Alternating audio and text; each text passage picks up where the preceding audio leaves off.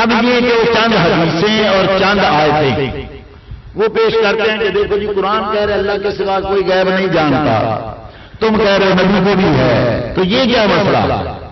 کہ قرآن کہہ رہا ہے قیامت کا علم کسی کو نہیں دیا، انہوں نے خمسہ کا علم کسی کو نہیں دیا، تو اس لیے قرآن کی ان آیتوں کا کیا ثبوت ہوگا یا کیا اس کا جواب ہوگا کہ مصطفیٰ کریم صلی اللہ تعالیٰ علیہ وسلم کو رب کریم نے ارشاد فرمایا اے محبوب کو کہہ دے قل لا اعلم الغیب، میں غیب نہیں جانتا، اور ساتھ آگے یہ بھی فرمایا اور اگر میں جانتا لاکثرت من الخیر تو میں خیر کو اکٹھا کر لیتا۔ اب یہ ہے جو وہ لوگ دلائل پیش کرتے ہیں۔ پہلے نمبر پہ تو بات یہ ہے، میں جب سے یہ موضوع شروع ہوا ہے میں بتا رہا ہوں کہ ہمارا عقیدہ کیا ہے کہ ذاتی طور پہ رب کے سوا کوئی غیب نہیں جانتا، جتنا علم عطا فرماتا ہے رب عطا فرماتا ہے، اور مصطفیٰ کریم کو کائنات کے ذرے کا رب عطا فرمایا ہے۔ تو جہاں نبی ہے وہاں ذاتی کی نبی ہے، اور جہاں اسبات ہے وہاں عطائی کا اسبات ہے۔ وہ کہتے ہیں جی ہم ذاتی عطائی کو مانتے نہیں ہیں، بس ان میں ایک ہی ہوتا ہے۔ اگر ایک ہی ہوتا ہے تو جو رب کریم نے ارشاد فرمایا وما هو علی الغیب بدنین، یہ نبی غیب بتانے میں بخل نہیں کرتا، تو یہ کون سا پھر غیب ہے؟ تین تو غیب ہے نہیں، دو ہی غیب ہے، یا رب کا ذاتی ہے یا پھر عطائی ہے۔ عطائی کو تو مانتے نہیں، تو رب کریم نے یہ جو بیان کیا کہ یہ نبی غیب بتانے میں بخل نہیں کرتا، تو کون سا غیب ہے؟ لازمی وہی غیب ہے جس کی خبر رب کریم نے عطا فرمائی اور اسی کو عطائی کہتے ہیں۔ اور تمام مفسرین نے اس کی یہ تقسیم کی ہے کہ جس پہ کوئی دلیل نہ ہو وہ رب کا علم ہے، اور جس پہ کوئی دلیل ہو وہ مصطفیٰ کا علم ہے۔ تو رب کریم نے علم عطا فرمایا، لہذا کوئی کتنی ہی آگے پڑھے ہمارے خلاف نہیں ہے۔ ہم قرآن کے شروع سے لے کے آخر تک ایک ایک حرف کو ماننے والے ہیں، ایک ایک لفظ کو ماننے والے ہیں، ایک ایک آیت کو ماننے والے ہیں، ایک ایک سورت کو ماننے والے ہیں۔ ہم کسی ایک چیز کا بھی انکار کرنے والے نہیں۔ اب ایک دو حدیثیں کہ وہ کہتے ہیں تو بتاؤ جی ویسے تو ان کا جواب میں دے دوں گا، اگر علم ہوتا تو یہ کیوں ہوتا، اگر علم ہوتا تو یہ کیوں ہوتا۔ اب وہ چند واقعات عقلی طور پہ لیتے ہیں، مثلا علم جو ہوتا تو سیدھا عائشہ کا ہار گم ہو گیا تھا، تو مستقیم کو تو پتہ نہیں چلا۔ اگر علم ہوتا تو اسی وقت کیوں نہیں کہا یہاں ہار ہے۔ اب دیکھو کتنی عجیب بات ہے کہ مصطفیٰ کریم صلی اللہ تعالیٰ علیہ وسلم نے ارشاد فرمایا کہ حضرت سیدنا موسیٰ بخاری میں ہے، ترمذی میں ہے، مسلم میں، بے شمار کتابوں میں ہے کہ حضرت موسیٰ اور حضرت آدم کا آپس میں مناظرہ۔ حضرت موسیٰ نے کہا ہے آدم تم ہی وہ آدم ہو نا جن کو رب نے کہا تھا یہ دانا نہیں کھانا اور تم نے کھا لیا اور تم دنیا میں آ گئے، نہ کھاتے نہ یہ ہمیں نصیحتیں پر۔ تو حضرت آدم نے کہا موسیٰ تو نے یہ کہا، تجھے کس نے بتایا کہ میں نے دانا کھا لیا؟ کہا وہ تو تورات میں لکھا ہوا ہے۔ تورات کب لکھی گئی؟ یہ آپ کی بنانے سے، آپ کی پیدائش سے ہزاروں سال پہلے لکھی گئی۔ ابھی میں پیدا نہیں، رب نے کہا کھا لیا، رب نے کہا آدم نے کھایا، ابھی تو میں بنا بھی نہیں تھا۔ تو میرے آقا نے کہا حج آدم والا موسیٰ، حضرت آدم نے موسیٰ تو حجت قرار دے دی، یعنی یہ تو تقدیر میں لکھا جا چکا ہے، میں کیسے نہ کھاتا وَلْقَدْرِ خَيْرِهِ وَشَرِّهِ، یہ ایمان کی دلیل ہے، یہ ایمان کی صفت میں شامل ہے۔ لہذا مصطفیٰ کریم کو پتا تھا اگر میں بولوں تو تیمم نہیں نہ، تیمم کی آیت نازل نہیں ہوگی، میں خاموش رہوں گا تو تیمم کی آیت نازل ہوگی تاکہ قیامت تک کے لیے۔ اب یہ آیت تو رب کا کلام جو ہے یہ تو قدیم ہے نا، یہ آیت تو پہلے لکھی جا چکی ہے، ہزاروں سال پہلے لکھی جا چکی ہے۔ آقا بولتے تو آیت کدھر جاتی، یہ ہو نہیں سکتا تھا، اس لیے میرے آقا نے ہمیں یہ بتانا تھا لوگوں میں بولوں تب بھی جانتا ہوں، نہ بولوں تب بھی جانتا ہوں، اور میرا بولنا بھی شریعت بنتا ہے، میرا چپ رہنا بھی شریعت بنتا ہے۔ وابی کہتے ہیں چپ رہے علم نہیں تھا، مصطفیٰ کہتے ہیں میں چپ رہا شریعت بنانی تھی، نہ بولو نہ۔ مثلا مصطفیٰ کریم صلی اللہ علیہ وسلم نے نماز پڑھائی اور 2 رکعت پہ سلام پھیر دی، صحابہ نے عرض کیا تھا نماز آپ بھول گئے، ہم کو صلاۃ الصلاۃ ہو یا نماز کم ہو گئی؟ نہ میں بولا نہ نماز کم ہو گئی۔ صحابہ نے 4 زور کی 4 رکھتے آقا نے 2 پڑھا کے سلام دے دے. صحابہ نے عرض کی آقا نماز کم ہو گئی یا آپ بھول گئے؟ کثرت الصلاۃ نسیت یا رسول اللہ. آقا آپ بھولے یا نماز کم ہوئی؟ نہ میں بھولا نہ نماز کم ہوئی. صحابہ نے عرض کی آقا کچھ تو ہوا. 2 رکعت پہ آپ نے سلام پھیری ہے. اب 2 رکعت اور پڑھ کے آپ نے سجدہ صاف کیا, سلام پھیری. تمام علماء نے لکھا بات صحابہ کی بھی سچی تھی, بات میرے مصطفیٰ کی بھی سچی تھی.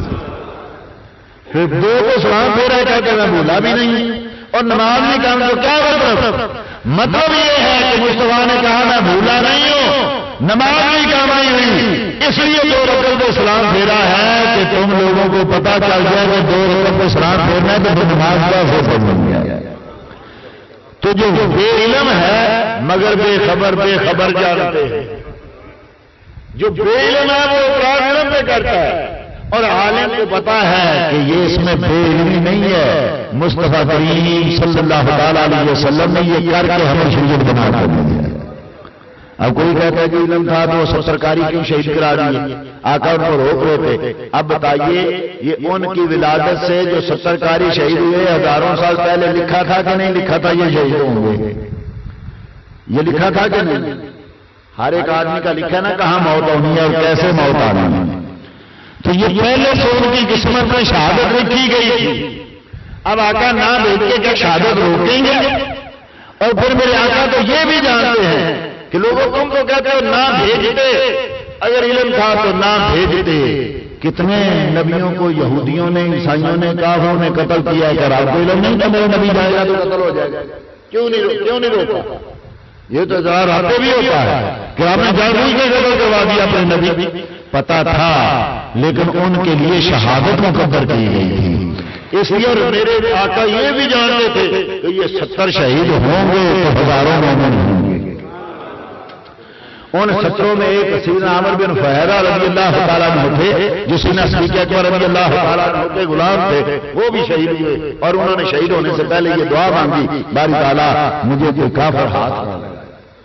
شہید ہو گئے, کافر آئے.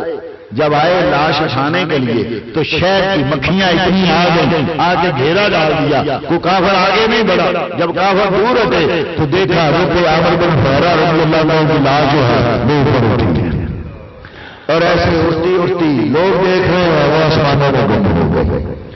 اب اس چیز کو دیکھ کے اسی وقت 1000 آدمی جو تھے وہ ایمان لے آئے. میرے آقا تو جانتے تھے کہ یہ جا کے شہید ہوگا اور اس کی شہادت کو دیکھ کے, اس کی بعد شہادت کرامت کو دیکھ کے ہزاروں لوگ مومن ہوں گے. اسی تم تو یہاں تک دیکھتے ہو, میرے آقا تو آگے تک دیکھ رہے ہیں. تو میرے مصطفیٰ کا بعض اوقات نہ بولنا جو ہے یہ بھی آقا کے علم کی دلیل ہے اور مصطفیٰ کریم صلی اللہ علیہ وسلم کا بولنا بھی میرے آقا کے علم کی دلیل ہے. کیا کرے اللہ زندہ مقبول کریم زندہ رکھے کہ میرے مصطفیٰ کا غلام بنا کے رکھے اور میرے آقا کریم صلی اللہ علیہ وسلم کے علم پہ ہمارا بھی علم جو ہے وہ خدا. آقا کے علم غیب پر آقا کہیں علم غیب پر کوئی اعتراض نہ ہم نہ کریں. کرنے والوں کے پاس خود علم نہیں ہے. جو مصطفیٰ کو عالم نہیں مانتا اس کے پاس علم کہاں سے ہوگا؟ میرے آقا چونکہ ہر کائنات کی ہر چیز تقسیم کر رہے ہیں, علم بھی میرے آقا ہی تقسیم کر رہے ہیں. تو اللہ زندہ رکھے تو مسلک کے ہر اہل سنت و جماعت پہ زندہ رکھے, مارے تو مسلک کے ہر اہل سنت و جماعت پہ مارے. اور میں اسی دعا پہ ہمیشہ کی طرح اجازت چاہوں گا کہ میں وہ سنی ہوں جمیلے قادر مرنے کے بعد میرا لاشا بھی کہے گا الصلاۃ والسلام. یہ کسی دوست نے ایک مسئلہ پوچھا ہے کہ حضور کسی کمرے یا ہال کے اندر اپنی کسی پیر یا خلیفہ کی تصویر لگی ہو تو نماز ہو جاتی ہے. لیکن میرے بھائی تصویر ویسے ہی ناجائز ہے اور اس کو لگانا یہ اس سے بڑا ناجائز ہے. جب مکہ فتح ہوا تو میرے آقا کریم صلی اللہ علیہ وسلم نے صحابہ سے ارشاد مکے کے اندر جاؤ, جتنی تصویریں جتنے بتیں کراؤ, جتنی تصویریں مٹا دو. صحابہ نے ساری تصویریں مٹا دی. حضرت سینا ابراہیم اور خلیل اللہ حضرت اسماعیل کی تصویر رہنے دی. صحابہ نے کہا یہ تو رب کے نبی ہیں, ان کی تصویر تو لگی رہے. میرے آقا کریم صلی اللہ علیہ وسلم اندر گئے, جا کے دیکھا فرمایا ابھی یہ 2 تصویریں آقا یہ تو حضرت خلیل اللہ کی ہے، یہ تو حضرت ذبیح اللہ کی ہے، میرے آقا نے پانی لاؤ، پانی لایا اپنے ہاتھوں سے بتائی۔ کتنے ظالم لوگ ہیں جو نبی تصویروں کو مٹانے آئے تھے انہیں کی تصویریں بنا دی ہیں۔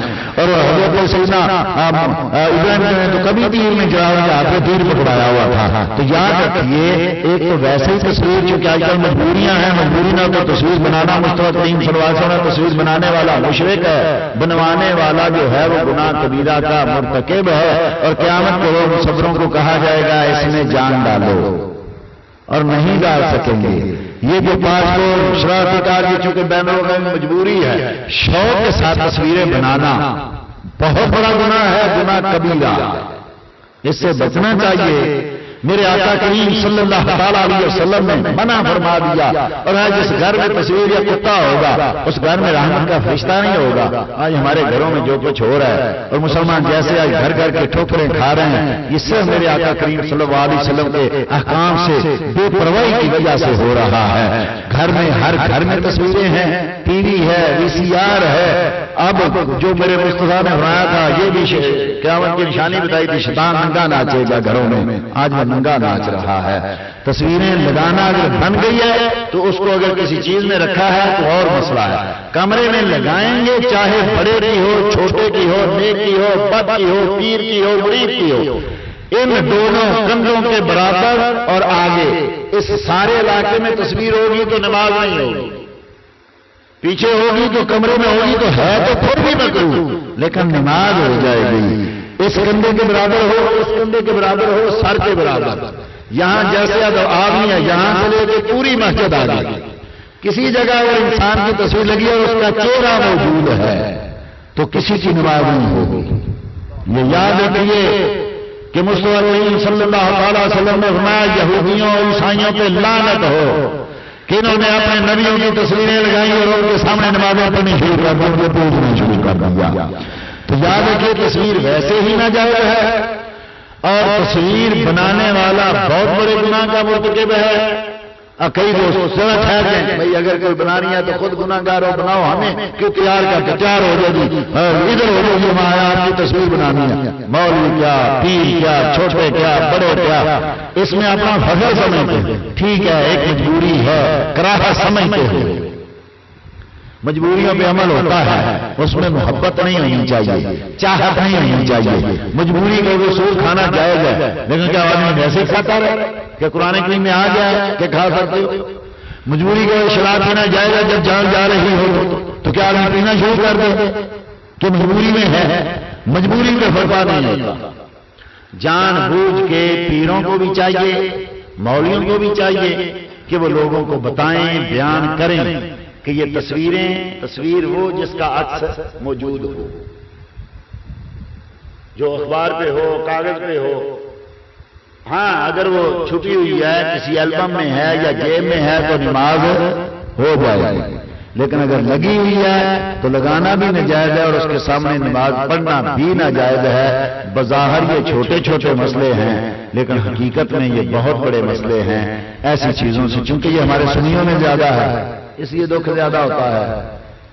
ایک تو شیعہ نے نبیوں کی بنا دی، ائمہ کی بنا دی اور وہ لگا بھی رہے ہیں، اور پھر سنی جو ہے وہ بھی ان کو اپنے گھروں میں لگاتے ہیں۔ تو اہل سنت و جماعت کو تو کم از کم ان چیزوں سے پرہیز کرنا چاہیے۔ اپنے گھر، اپنے آستانے، اپنی مساجد، اپنے کمرے تصویروں کی بدعت سے پاک ہونے چاہیے۔